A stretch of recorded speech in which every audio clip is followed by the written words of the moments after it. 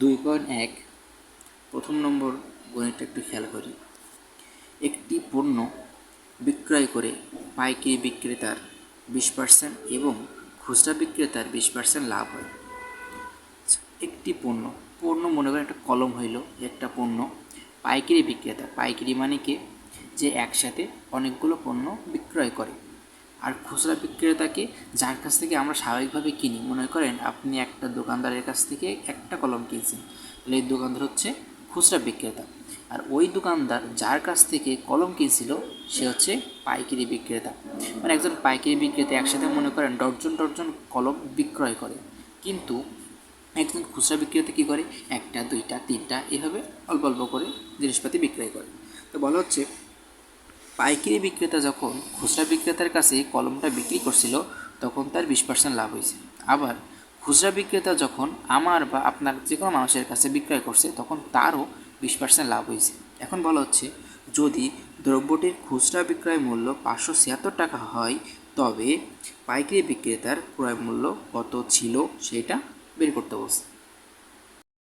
প্রশ্নে পাইকারি বিক্রেতার ক্রয় মূল্যটা বের করতে বলছিল, কিন্তু আমরা আগে পাইকারি বিক্রেতার ক্রয় মূল্য বের করার আগে খুচরা বিক্রেতার ক্রয় মূল্যটা বের করে নেব। কীভাবে করতে হবে একটু দেখি।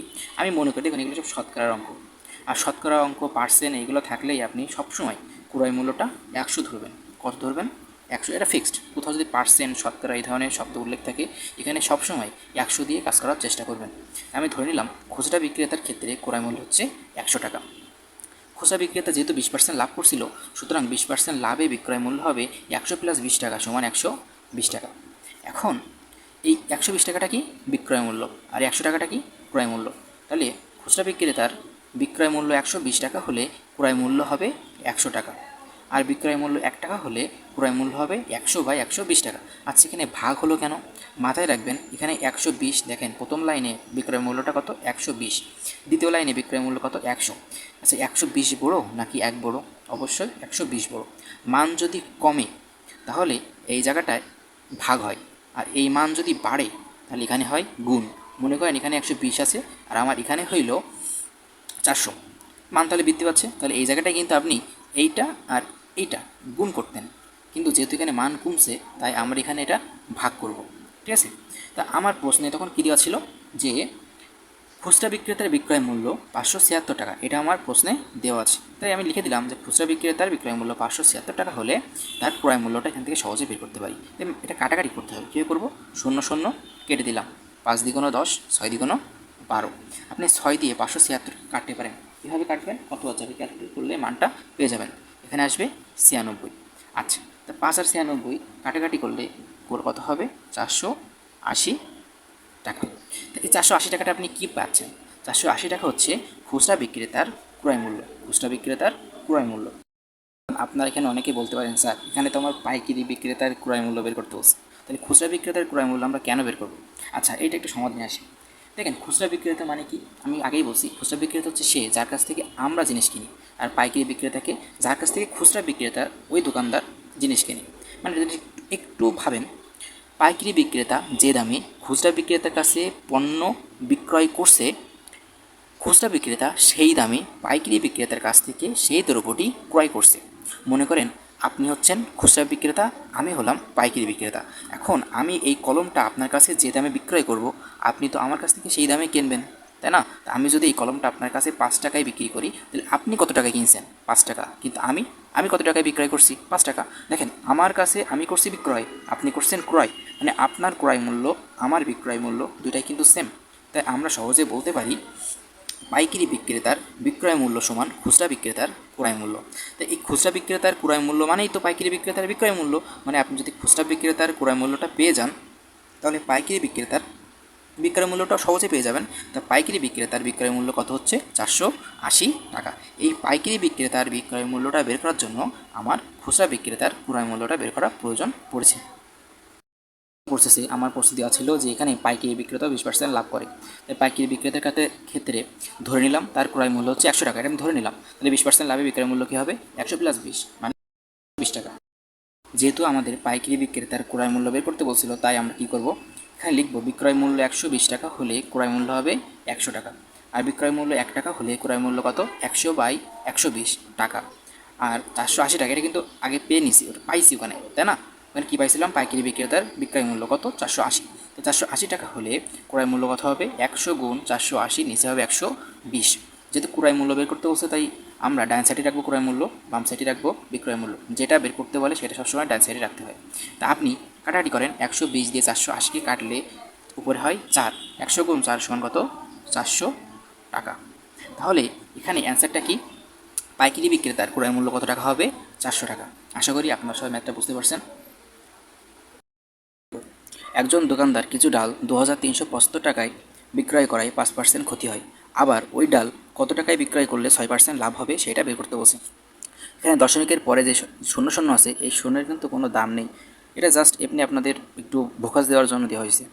ম্যাথটা একটু বোঝাই, মানে এই কলম বলা হলো এই কলমটা আমি যদি 5 টাকায় বিক্রি করি তাহলে আমার এখানে 5% ক্ষতি হচ্ছে।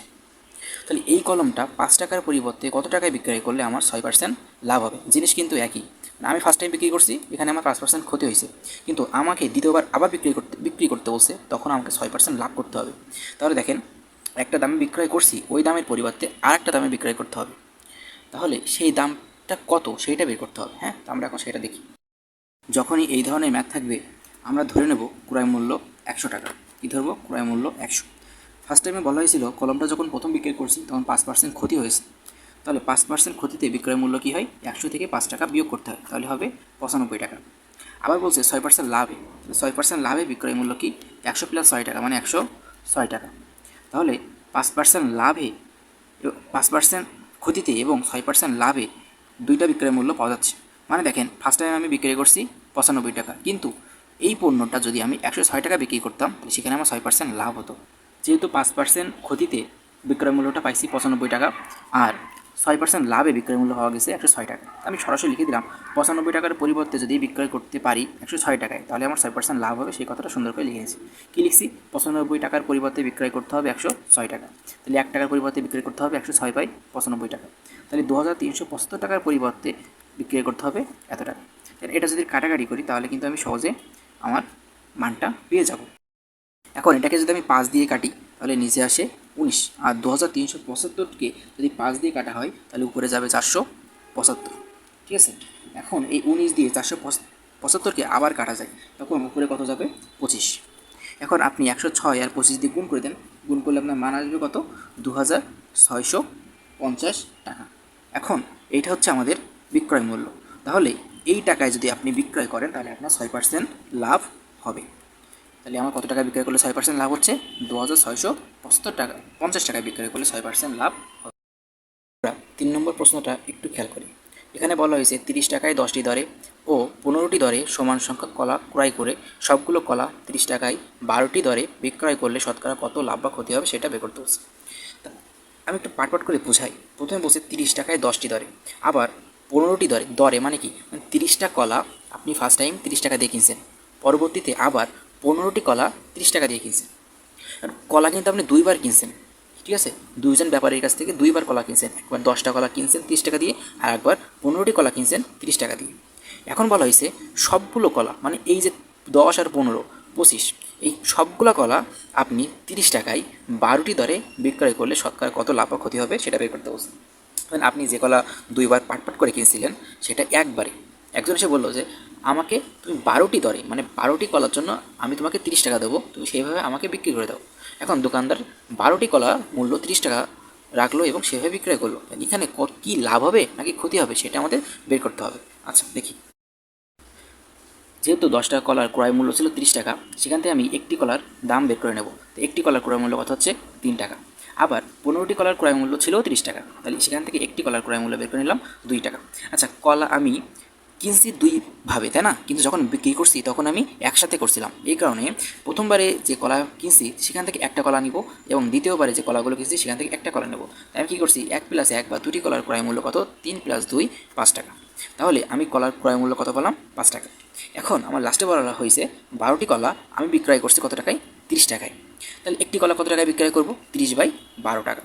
তাহলে যেহেতু আমি দেখেন এখানে 2টা কলার ক্রয় মূল্য বের করছি, সুতরাং আমার এখানে 2টা কলার বিক্রয় মূল্য বের করতে হবে। তাই আমি 30 × 2 নিচে 12, আপনি যদি 2 দিয়ে 12কে কাটেন তাহলে 6 হবে, আর 6 দিয়ে 30কে কাটলে পরে 5 হবে। তাহলে এখানে হচ্ছে 5 টাকা। দেখেন 2টা কলার ক্রয় মূল্য ছিল 5 টাকা, 2টা কলার বিক্রয় মূল্য কি 5 টাকা। তাহলে সমান সংখ্যক কলা, এখানেও 2 এখানেও 2, তাহলে সমান সংখ্যক কলার ক্রয় মূল্য ও বিক্রয় মূল্য কী হয়েছে, সমান হয়েছে, তাই না? তো যদি সমান হয় তাহলে এখানে কোনো লাভ বা ক্ষতি হবে না। লাভ বা ক্ষতি কেন হবে? কেন ক্রয় মূল্য 5 টাকা, বিক্রয় মূল্য 5 টাকা, তাহলে তো কোনো কথাই হয় না, তাই না? তাহলে অ্যান্সার কী হবে? কোনো লাভ বা ক্ষতি হবে না।